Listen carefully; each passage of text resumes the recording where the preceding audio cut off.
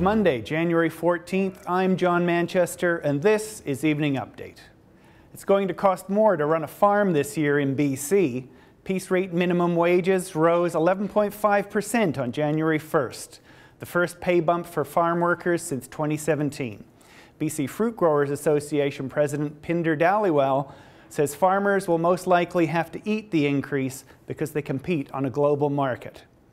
Meanwhile, the BC Poverty Reduction Coalition wants piece rate pay abolished, saying some workers make less than minimum wage. Dhaliwal disputes that, saying experienced pickers can make $17 to $35 an hour. A Kelowna man has pleaded guilty to second-degree murder in connection to the death of Teresa Ashley Neville. Jay Thompson pleaded guilty on Monday, 5.5 years after the mother of two was found dead in their Glenmore Valley home with 35 stab wounds.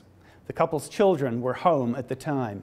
Thompson will be sentenced January 24th. A new cop is on the beat in Kelowna school zones. He's not very chatty, and some might say his personality is a little flat. But Constable Warren Ng is doing a fine job of slowing down speeders. Keep your eyes peeled for him at a school near you, and remember, the speed limit is 30 kilometers an hour in school zones. A West Kelowna man who shot his tenant in 2016 will serve another 39 months in jail.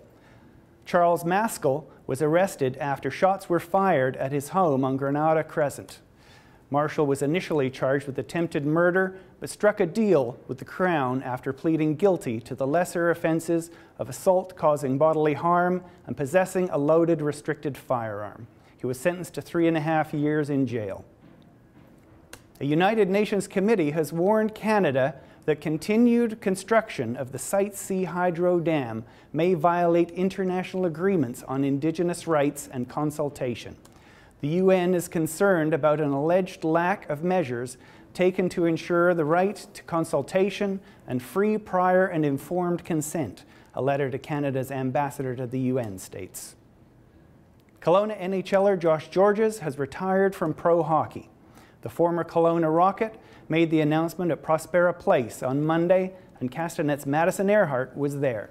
Former captain of the Kelowna Rockets and 13-year vet in the NHL, Josh Georges, is hanging up his skates. It feels good to get it over and out of the way.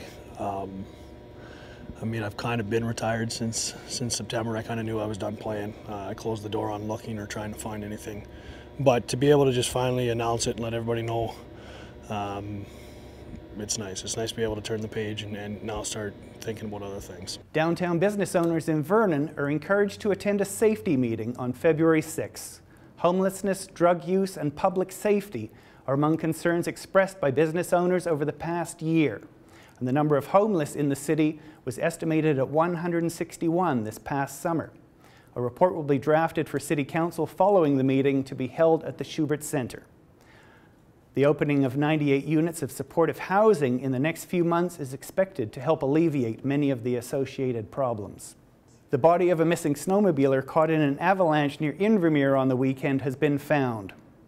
2 men from a group of 9 were killed by the avalanche on Saturday. The first was found buried in the slide, and the second was swept away into a lake when the avalanche thundered down into a lake near Mount Brewer. The RCMP underwater recovery team recovered the body on Monday. The 2 deceased were father and son. Okanagan weather: continued cloudy skies and mild conditions just under the freezing mark. Possible flurries tonight, Thursday, and Friday. Coming up, a creeper peers in windows in Rutland. More details from Kelowna's Citizens Survey. For Castanet News, I'm John Manchester.